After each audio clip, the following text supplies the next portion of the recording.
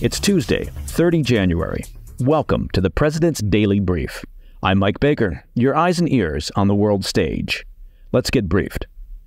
We'll start with the latest on the attack that killed 3 U.S. soldiers in Jordan and injured dozens, some seriously, and the potential responses that the White House may be considering. Later in the program, Ukraine uncovers a massive corruption scheme after defense officials allegedly stole nearly $40 million meant for the purchase of ammunition for the military. Now, not to state the obvious, but that is not the sort of news Zelensky needs while trying to shore up further support from the U.S. and NATO. Plus, I'll have the details of a leaked memo that shows federal authorities caught a terrorist at the U.S. southern border and released him into the country, where he roamed freely for nearly a year. And finally, in today's back of the brief, we'll look at the 2 articles of impeachment unveiled by House Republicans against Alejandro Mayorkas, accusing the DHS Secretary of willfully neglecting his duty and misleading Congress. But first up, the PDB spotlight. U.S. forces in the Middle East were once again targeted by Iranian-backed militias on Monday, this time facing a rocket attack in Syria. According to a Pentagon official, multiple rockets were launched against U.S. and coalition forces at patrol base Shadadi in northeast Syria. The official added that no injuries were reported and that there was no damage to the base's infrastructure. Now, this comes on the heels of the drone attack on a U.S. base in northeast Jordan this weekend that resulted in the death of 3 service members. And the Pentagon has revised the number of personnel injured in that attack from 34 to more than 40, with many of those injured suffering from traumatic brain injury. The Defense Department has also released the names of the soldiers who lost their lives in the attack: Sergeant William Rivers, Specialist Kennedy Sanders, and Specialist Breonna Moffett, all of whom were natives of Georgia. Our condolences go out to their families. As for the perpetrators, the Iran-backed Islamic Resistance in Iraq, a loose coalition of militant groups supported by the Iranian regime, has claimed responsibility for the deadly attack. But as of Monday afternoon, neither the Pentagon nor the White House had conclusively determined whether the attack came from inside Syria or Iraq. In what may well be an early effort by the Biden administration to calibrate expectations, an American defense official said on Monday that the U.S. has yet to find any conclusive evidence that Iran directed the attack. You can read that statement as an indication that the White House is currently working overtime to avoid striking directly at Iran. Now, the White House is vowing to retaliate, and Pentagon spokesman John Kirby said that the U.S. response would be, quote, very consequential. But just what does very consequential mean? I wanted to go over some of the options that the president might be considering. And the interesting thing about life is that no matter how complicated something may seem, usually there aren't that many branches on the decision tree when it comes to meaningful options. So the first option is to carry out strikes on various Iran-aligned militias across Iraq and Syria. This would basically be a continuation of the strategy that the U.S. has been employing since the attacks on U.S. troops began. And just to remind, there have been approximately 160 drone and missile attacks on a variety of U.S. and allied targets in the region. Now, this option would likely take the form of precision strikes against the bases and/or weapons depots of these groups. While this is the most likely response, it's also proven to be ineffective at reining in Iranian-backed militias thus far. It's not a deterrent strategy. It's essentially a reactive response. Okay, the U.S. could also carry out targeted strikes on the leadership of these groups. U.S. forces employed this tactic earlier this month when a commander of the so-called Popular Mobilization Forces was killed in an airstrike in Baghdad. Another option is what I'll call the Soleimani option, and that's to go after senior Iranian Revolutionary Guard Corps, or IRGC, commanders in Iraq or Syria. Obviously, there's precedent for this, most notably against IRGC Senior Commander General Qasem Soleimani, who was killed by a U.S. strike in Baghdad back in 2020. Although the Soleimani option would likely be perceived as a form of escalation, it's far less provocative than the final and, frankly, least likely option, which is a strike on Iran itself. While there are a lot of folks in Washington clamoring for this, it's a long shot, considering the White House's reluctance to escalate the situation any further. Not to mention, it's an election year, and domestic politics and poll numbers will play an outsized role through November on U.S. foreign policy and national security matters. Okay, after the break, a major corruption scandal in Ukraine as nearly $40 million earmarked for artillery shells goes missing, and a newly leaked memo details how federal authorities caught a terrorist at the border only to release him into the country. Makes sense. Those stories are coming up next. Welcome back. We're beginning to learn more about the scale of corruption within Ukraine regarding military funds related to the war effort against Russia. Ukraine's security service revealed over the weekend that employees from a Ukrainian arms firm had conspired with officials within Ukraine's defense ministry to steal approximately $40 million. The funds had reportedly been earmarked for the purchase of approximately 100,000 mortar shells in the fall of 2022 in order to resupply depleted resources on the front lines, and that's according to a report from CNN. The embezzlement scheme involved former and current high-ranking defense officials, the head of arms supplier Lviv Arsenal, and a representative of a foreign commercial group. So far, 5 people have been indicted, including one former defense ministry official who was captured trying to flee across the border. Typically, that might be a sign of guilt. They all face up to 12 years in prison over the fraud. Reportedly, Ukraine's defense ministry had initiated a purchase of mortar rounds through the company Lviv Arsenal. Once the roughly $40 million had been paid, it was allegedly siphoned off into foreign accounts in the Balkans. Ukraine's security service said they never received the ammunition. Dmytro Klimenkov, Ukraine's deputy defense minister, said in a statement, quote, "The Ministry of Defense continues to fight uncompromisingly against those who embezzle from weapons procurement. We have no place for corrupt officials," end quote. This latest episode of military fraud comes at a time when Ukraine is in desperate need of fresh aid packages from the U.S. and European Union.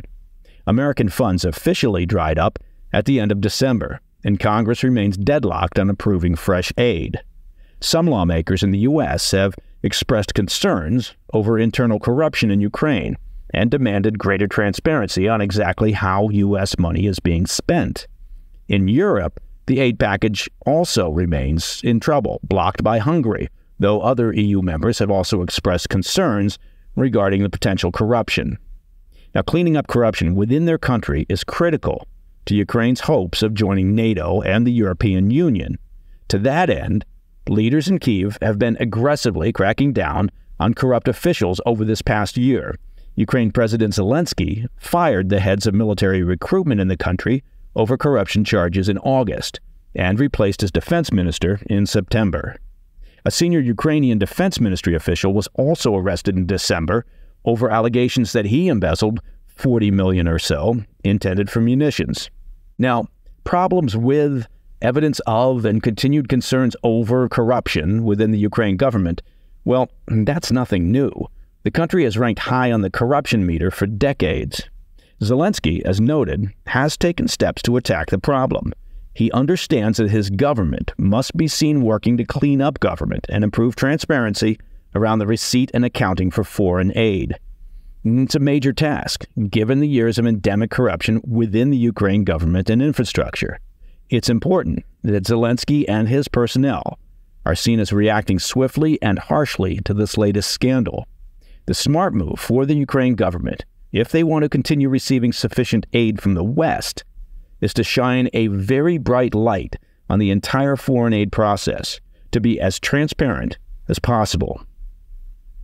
All right, I want to turn our attention back to the U.S. southern border and the national security risks posed by the current crisis.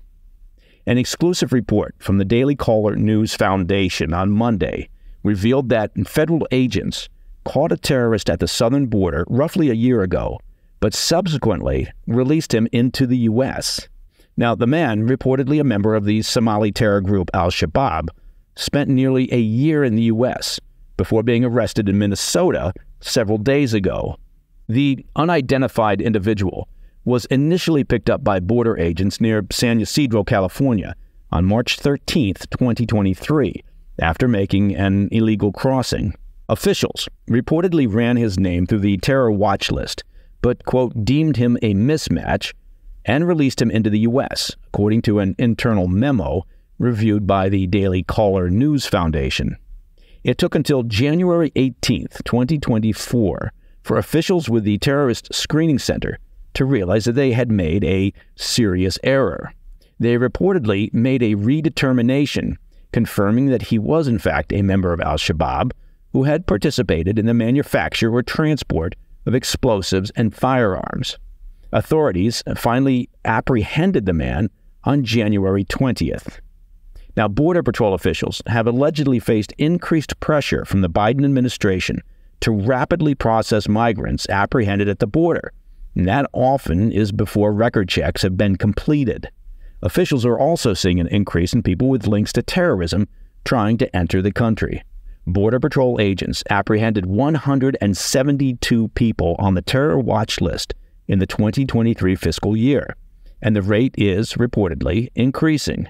Between October and December of 2023 alone, agents apprehended 50 people on the terror watch list.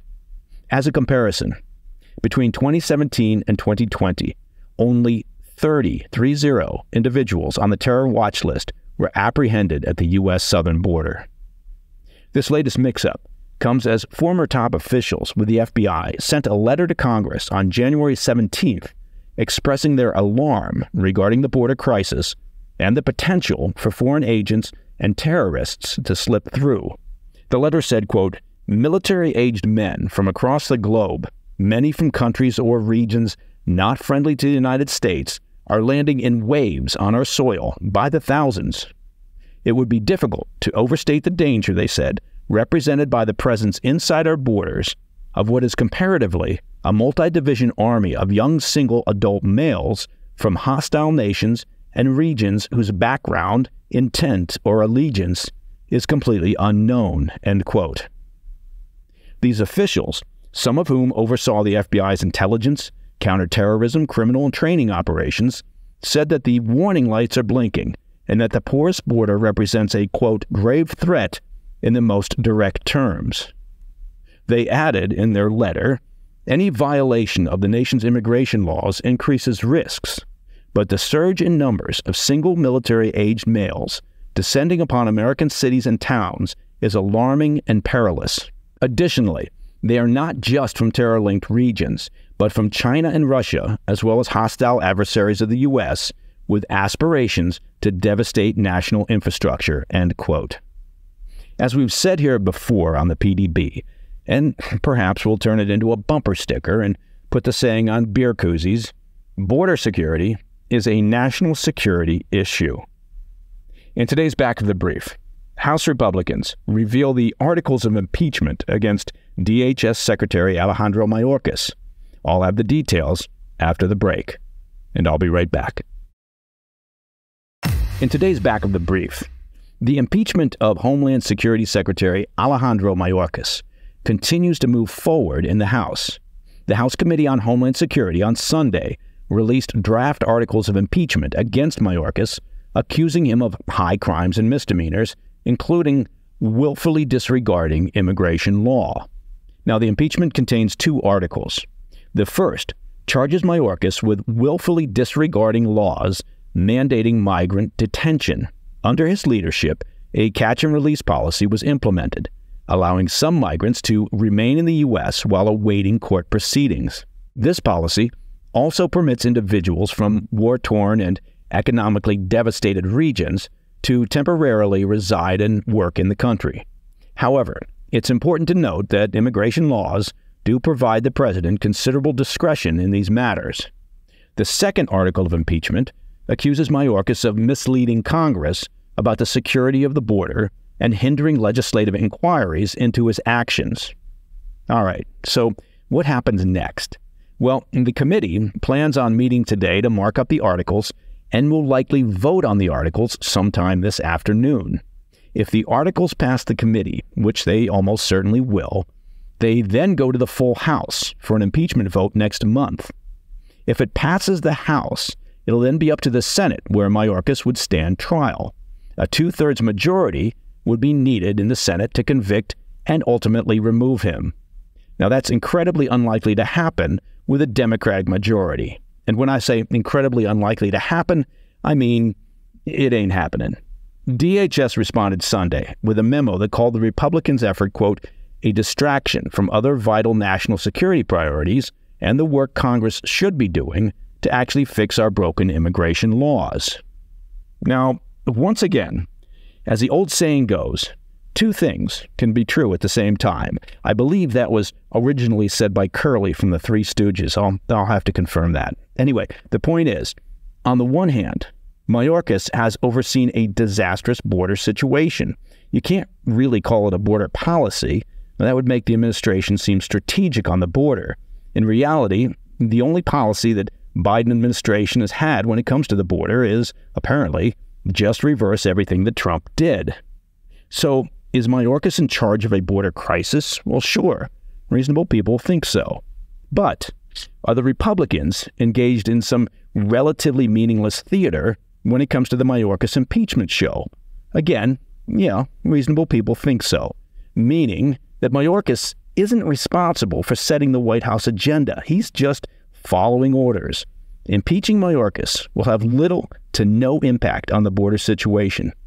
It's just more D.C. theater designed to convince voters that politicians are engaged in productive activity.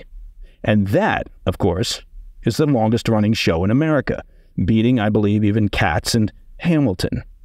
And that, my friends, is the President's Daily Brief for Tuesday, 30 January.